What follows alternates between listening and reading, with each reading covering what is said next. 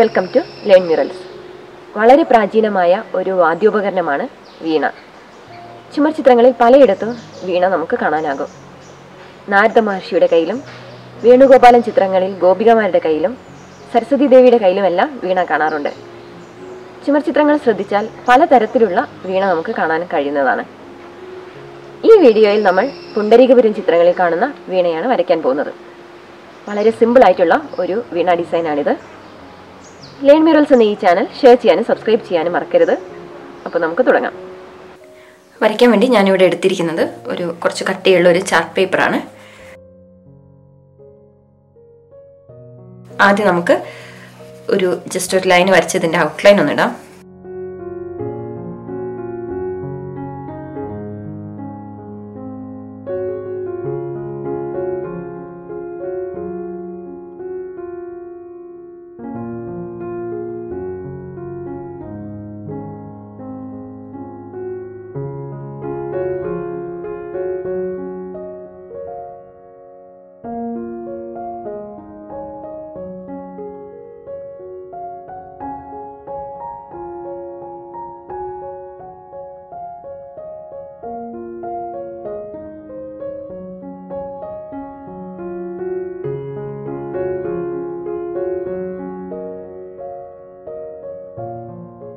പല രീതിയിൽ നമുക്ക് വീണ വരയ്ക്കാം.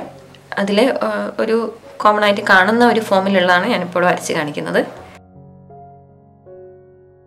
ഇവിടെ ഒരു ചെറിയൊരു ഡെക്കറേഷൻ പോലെ ഒരു മണിമാല വെച്ചിട്ടുള്ള ഒരു ചെറിയൊരു ഡെക്കറേഷനാണ് ഇവിടെ കൊടുത്തിരിക്കുന്നത്.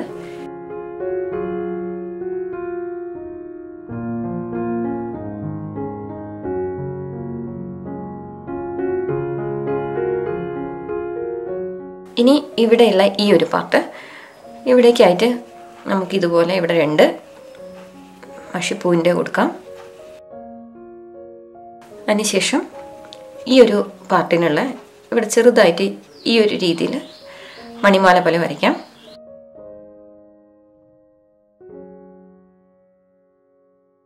ഇനി ഇതിനെ നമുക്കിങ്ങനെ ലൈൻസ് വരച്ച് അറേഞ്ച് ചെയ്യാം.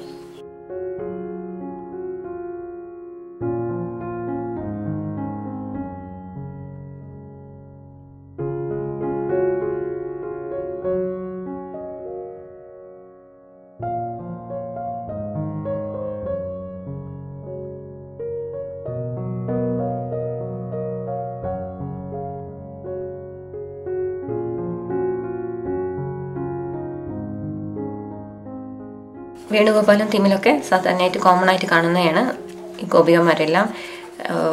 അതിലൊരു ഗോപിക ഇതുപോലെ വീണ പിടിച്ചിട്ട് നിൽക്കുന്നതുണ്ടാവും. പിന്നെ നമ്മൾ നാരദ മഹർഷി എല്ലാം വരയ്ക്കുന്ന സമയത്ത് നമ്മൾ വീണ പിടിച്ചിട്ട് വരയ്ക്കുന്നതായിട്ട് വരയ്ക്കാറുണ്ട്. അപ്പോഴൊക്കെ നമുക്ക് ഇതുപോലെയുള്ള സിമ്പിളായിട്ടുള്ള വീണകൾ വെച്ചിട്ട് വരയ്ക്കാവുന്നതാണ്. പല തരത്തിൽ വരയ്ക്കാമെന്ന് പറഞ്ഞിരുന്നു. ഇവിടെ വ്യാളിമുഖമായിട്ടുള്ളതുണ്ട്. ഇതൊന്നും അല്ലാതെ ഇവിടെ സിമ്പിളായിട്ട് ഒരു റൗണ്ട് ആയിട്ടുള്ള കൊടുത്തിട്ട് വരയ്ക്കാം. അങ്ങനെയൊക്കെ പല രീതിയിൽ വരയ്ക്കാവുന്നതാണ്. ഇനി നമുക്കിതൊന്ന് ഔട്ട്ലൈൻ ചെയ്തെടുക്കാം.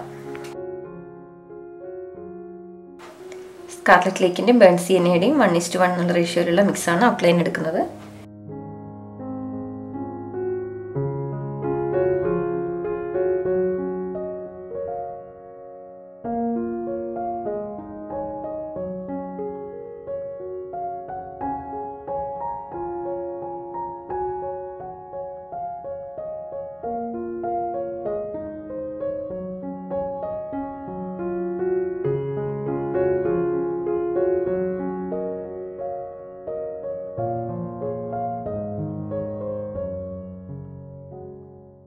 റെഡ് ഔട്ട്ലൈൻ കംപ്ലീറ്റ് ആയിട്ടുണ്ട്. ഇനി നമുക്ക് അടുത്ത സ്റ്റെപ്പാണ് ചെയ്യാനുള്ളത്.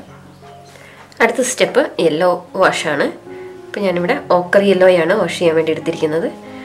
ഏതെങ്കിലും ഒരു റൗണ്ട് ബ്രഷ് ഉപയോഗിച്ച് അല്ലെങ്കിൽ ഫ്ലാറ്റ് ബ്രഷോ ഉപയോഗിച്ച് നിങ്ങൾക്കത് വാഷ് ചെയ്തെടുക്കാം.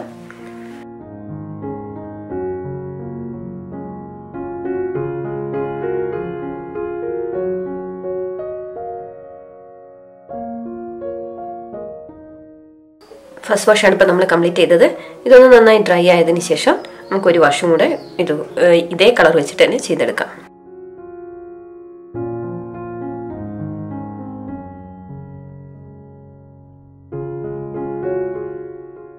ഇനി അടുത്തായിട്ടുള്ളത് നമുക്ക് ഇത് നന്നായി ഡ്രൈ ആയതിനു ശേഷം റെഡ് കൊണ്ടുള്ള ഷെയ്ഡിംഗ് ആണ്.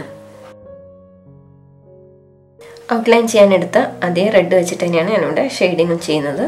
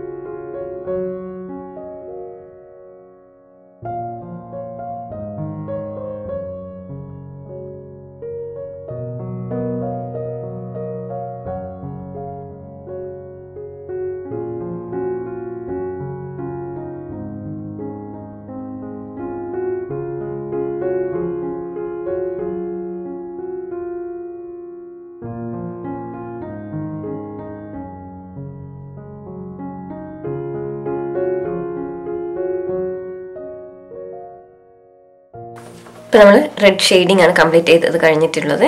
ഇനി നമുക്ക് ഫൈനൽ സ്റ്റെപ്പായിട്ടുള്ള ബ്ലാക്ക് ഔട്ട്ലൈനാണ് ചെയ്യേണ്ടത്.